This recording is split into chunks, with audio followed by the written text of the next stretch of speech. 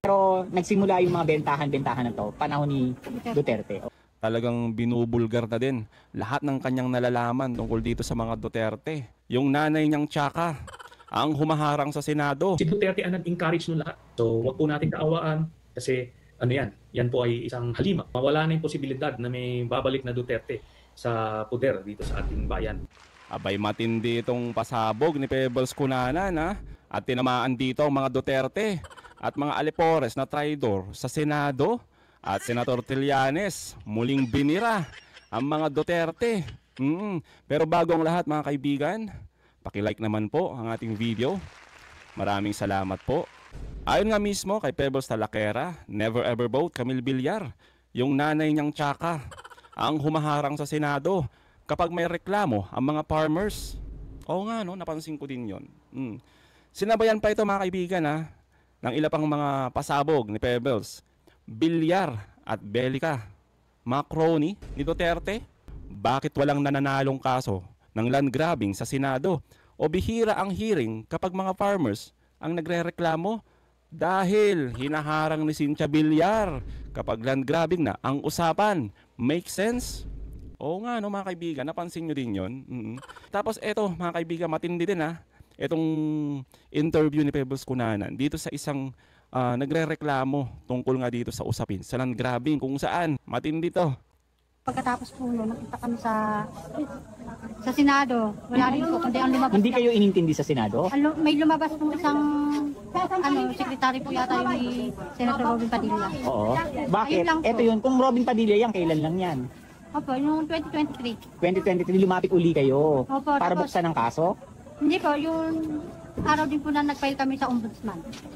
Kapag-file nyo lang, nag-file kayo panahon na ni BBM. 2023 po. Oo, pero nagsimula yung mga bentahan-bentahan na to, panahon ni Duterte. Okay, bakit hindi kayo nag-file ng kaso Kaya ng na panahon? nag-ano din po kami, tapos nagpunta po kami kay Vice President. President yan. Vice President, sino?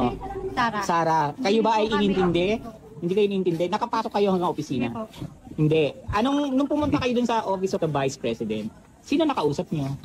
Yung staff lang po niya. Staff pero lang. Anong sabi sa inyo? Wait, pero wala. Ilang oras kayo naghintay? Halos maghapon po. Halos maghapon kayo nagpunta sa Office of the Vice President, hindi man lang kayo inintindi. Sa palagay nyo, bakit hindi kayo inintindi? Ayun nga po ang Ang tanong. akala po namin anuhin kami dahil kasi yung tumutulong sa amin. Isipin nyo, lumapit sila sa Senado, lalo na sa opisina ni Robin Padilla, pero wala. Wala akong nangyari. Hinarap lang ng isang sekretarya, pero ganun pa rin, paasa. Ganun din, lumapit sila sa OBP kay Sara Duterte, pero wala din mga kaibigan. Talagang sunod-sunod itong mga pasabog ni Pebbles Talaquera. Talagang all out na to. Eto mga kaibigan. Iyan, tungkol naman sa anak ni Duterte. Hawak daw di umano ni Pulong ang Bataan Port. Diyan pinapasok ang droga from China. Duterte pa more.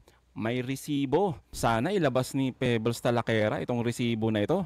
Dahil kung mapapansin nyo ngayon mga kaibigan, abay patuloy nananawagan ang mga alipores ni Duterte na ituloy-tuloy ang pagsuporta sa kanilang tatay Digong at kay Sara Duterte.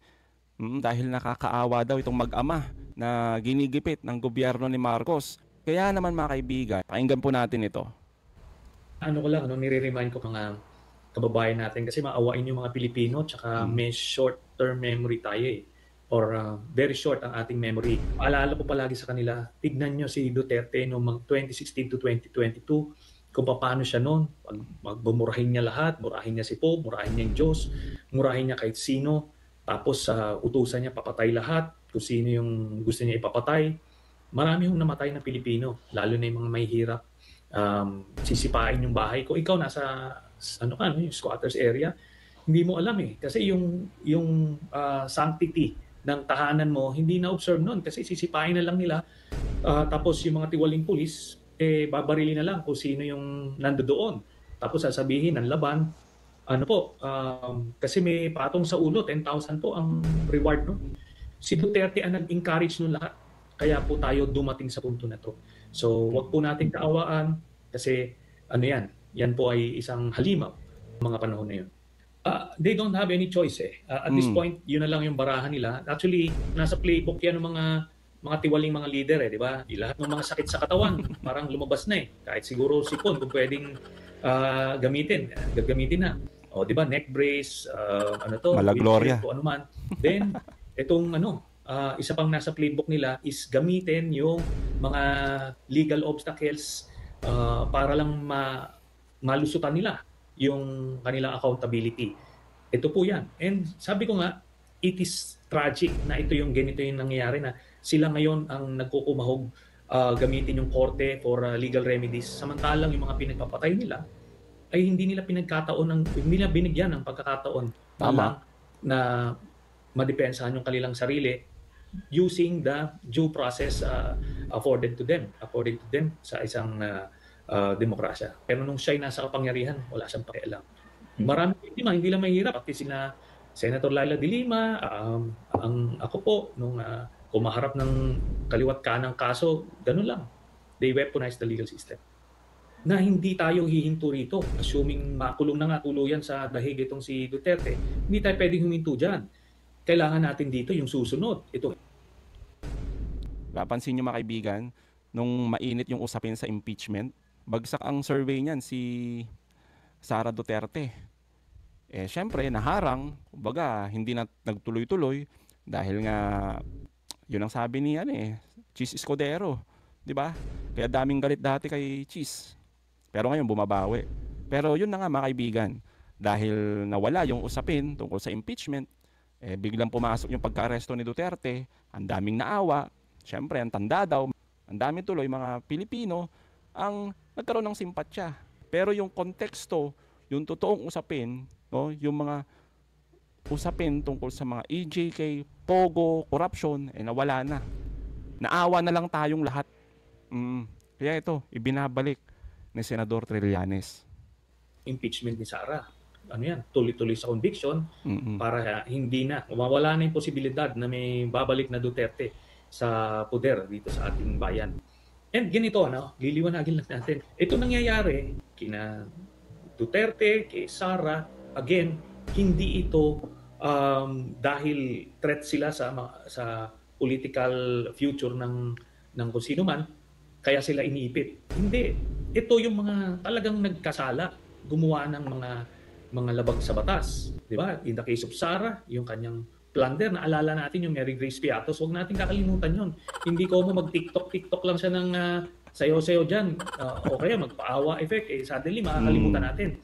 Buti na lang, because of the impeachment trial, lalabas po ito. Lalabas yung mga ninakaw nila. Kung magkano yan, yung 125 million pesos in 11 days. Yung meron silang safe house na 250,000 a day. Tapos yung mga ilang, na 600 plus million na confidential funds. At may Davao pa. Yan yung mga ginawa ni Sara. Si Duterte naman, bukod sa pagnanakaw, ay filed plunder cases, by the way, against Duterte. Tapos, ito pagpatay. Di ba? Ang daming kasalanan nitong mga to. Kaya natin sila inutugis at sinisiguradong hindi na makabalik sa pwesto. Ang kailangan talaga si Sara Duterte na kailangan makonvict sa impeachment. Ano tayo? Focus lang tayo.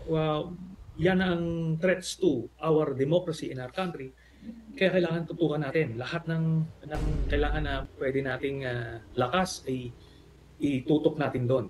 Pag nangyari dyan, kasi concurrent naman, ito naman si Pulong Duterte, magsisimula na yung preliminary investigation sa kanya tungkol dun sa 6.4 billion pesos shabu shipment naman. Nako. No? At yan, sigurado ko dyan, pag nag-issue ng warrant yun, sisibat na rin yan. Mukhang sumibat na Wala dito, si Pulong sa bansa natin. May inaayos daw. Mukhang eto ata yung rason no? Galing talaga ni Senador Trillanes. Balik po kayo sa pagiging senador. Kaya yan yung mga antabayanan po natin. At most, si Bato de la Rosa. Pero this may come siguro Lagot mga several months to a year from now pa. Aba, matagal Ang pinagtutuunan ng pansin ngayon ng ICC, yung case ni Duterte. Okay.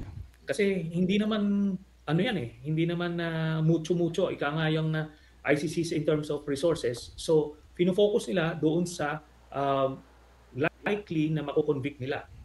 Ito ngayon, after na ma-free up itong investigators dito sa kay Duterte case, pwede na yan mag-branch out to build yung case kay Bato de la Rosa. May mga common evidence sila, pero meron pang mga kulang na mga testigo na would solely point to Bato de la Rosa. At siguro talagang tinadhana na ng Diyos ito.